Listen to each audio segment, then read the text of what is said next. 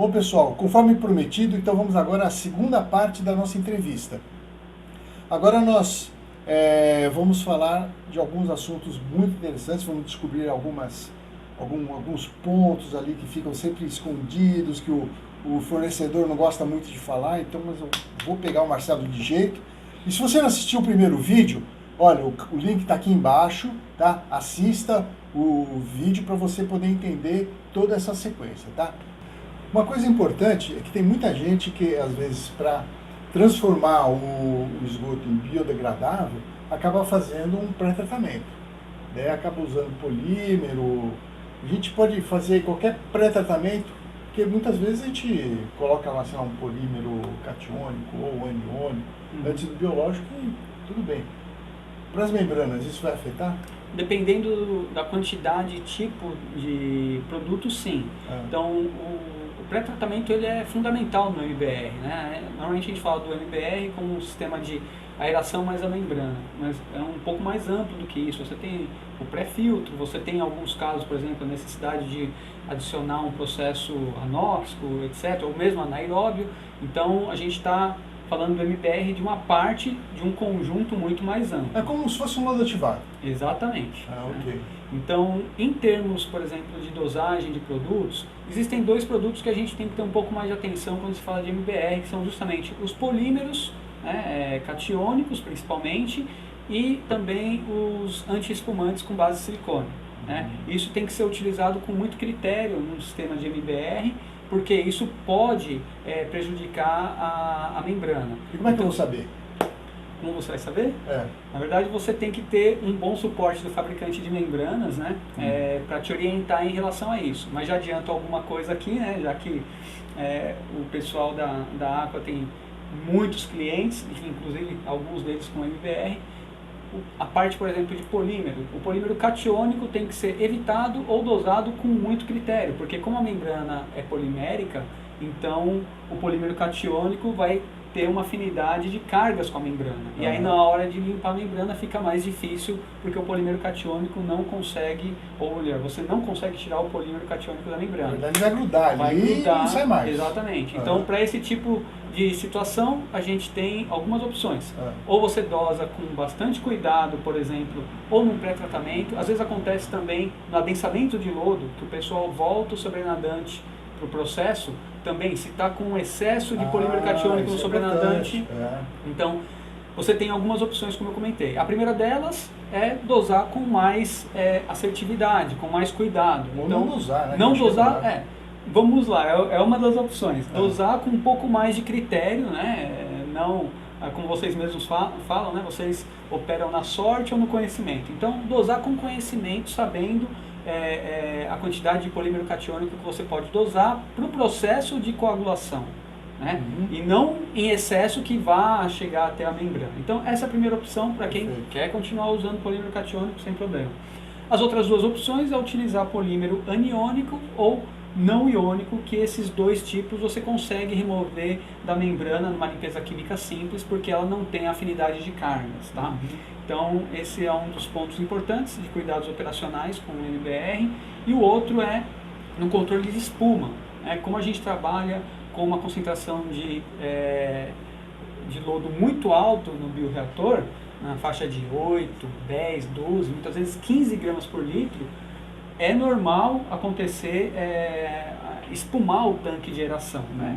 E aí, para controle, a gente tem algumas sugestões, né? O controle com spray de água, que é o mais simples e o que a gente recomenda mais, mas se precisar partir para um produto químico, né? Utilizar os anti-espumantes com base água ou óleo. Não usar o base silicone, porque vai ter um efeito parecido com o polímero catiônico que eu comentei, uma afinidade de grudar e você não conseguir limpar. Perfeito. Então, na verdade, assim, não é um problema efetivamente para o processo, porque você tem como manejar tanto a parte da dosagem de polímero quanto o controle de espuma, cuidando desses pontos aí que eu comentei. Mas espuma é um negócio que todo mundo reclama. Pô, eu já fui até, eu tive clientes que tinham uma estação, enfim, num estabelecimento comercial, e vira e mexe eles tinham um problema de transbordar a espuma. Então a espuma ia para o chão, daí o cliente dele reclamava, daí a gente fala, olha, não tem jeito, vai formar espuma. É isso mesmo? O que acontece é que vai depender do nível operacional que você está, né? O MBR, uma das grandes vantagens que ele te dá é justamente trabalhar com um tanque de aeração bem reduzido, 3, 4 vezes menor do que o sistema convencional de lodos ativados, por exemplo, né?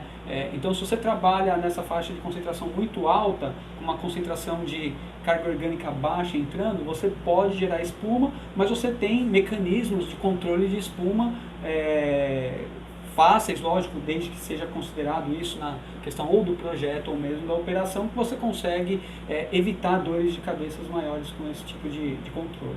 O nosso MBR, inclusive, isso que ele acabou de comentar, o nosso MBR já tem, inclusive, um dispositivo para fazer essa remoção. Isso, né? exatamente. Você chegou a dar uma olhadinha aqui no nosso projeto lá, né? Exatamente. Legal. Agora, uma dúvida que todo mundo já aconteceu, hein?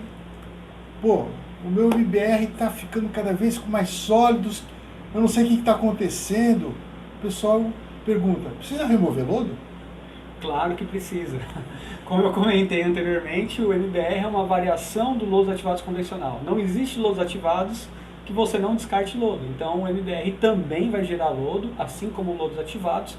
A diferença, João, é que no MBR você vai ter a vantagem de descartar o lodo mais concentrado, né? Porque a gente trabalha com concentrações maiores tanto no bioreator quanto no tanque de membranas. Então você acaba muitas vezes até reduzindo o tamanho do seu sistema de deságue de lodo, porque o lodo vem bem mais concentrado do que um lodo ativados convencional. Mas obviamente gera lodo. Legal. E de onde que eu vou tirar o lodo? Você tem algumas opções, né? Porque mesmo o MBR você pode trabalhar com ele dentro do próprio tanque de aeração ou fazer um tanque separado para as membranas. Um tanque separado? Isso. Então, tanto faz ele tá com a membrana dentro ou uma membrana do lado de fora? Em termos de eficiência, tanto faz. O que vai diferenciar é a questão mais de custo e de flexibilidade operacional. Se você tem a membrana num tanque separado, o que acontece? Você tem uma flexibilidade maior para parada para limpeza, alguma manutenção específica nas membranas, então você tem essa vantagem, né? Você pode drenar, por exemplo, o tanque de membranas e continuar com o seu sistema de tanque de aeração intacto, digamos assim. Por outro lado, existem vantagens também de você ter a membrana dentro do próprio bioreator em termos de custo. Você elimina um tanque, você elimina a recirculação de lodo, mas efetivamente você fica um pouco mais limitado na questão operacional. Agora, quando eu ponho a membrana dentro do tanque, aquele volume ali eu tenho que desconsiderar? Ou ele entra no meu dimensionamento? Eu posso considerar ele dentro da capacidade do meu reator? Bom, só respondendo a pergunta anterior que eu acabei passando e não respondi. Você pode, então, no caso do descarte do lodo, tanto fazer no tanque de membranas, caso você tenha a membrana separada, ou na própria recirculação do lodo, ou no tanque reator também. São peraí, você falou pra gente uma novidade, recirculação do lodo. Por que você recircula o lodo? Porque quando a gente tem um sistema MBR com um tanque dedicado para as membranas, você tem que voltar o lodo da membrana, do tanque de membranas, para o bioreator. Porque senão você vai aumentar a concentração, porque você está gerando permeado, ou seja, você está tirando água e aumentando a concentração. Para você não chegar no infinito, digamos, em termos de concentração de lodo, você recircula do tanque de membranas para o tanque de aeração. Entendi. Nesse caso, se você coloca as membranas, no outro caso, digamos, se você coloca as membranas dentro do bioreator, você não tem necessidade de recirculação. Isso é importante. Então você acaba reduzindo o custo.